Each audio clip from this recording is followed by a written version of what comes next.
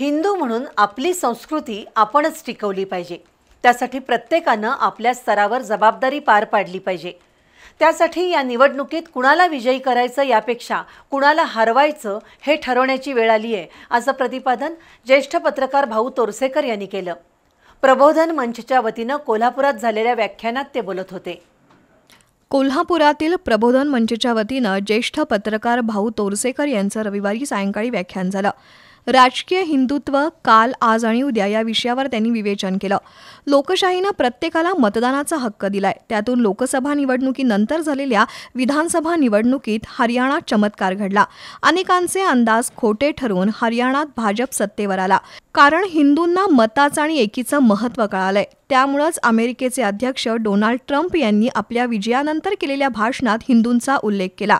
हा केवळ पंतप्रधान नरेंद्र मोदी यांचा करिश्मा नसून त्यामागे हिंदू समाजाच्या एकतेची ताकद आहे। गेल्या 10 वर्षात देशात अनेक विकास कामं झाली। आता हिंदू समाजही एकजूट होऊ लागलाय। ज्या काश्मीरात सैनिकांवर लहान मुलं दगडफेक करायची, तो प्रकार आता बंद झालाय। हुरियत कॉन्फरन्सचं नाव प्रसार माध्यमातून गायब झालंय, हा बदल नाही का, असा प्रश्नही तोरसेकर यांनी उपस्थित केला। यावेळी त्यांनी राहुल गांधींवर टीका केली।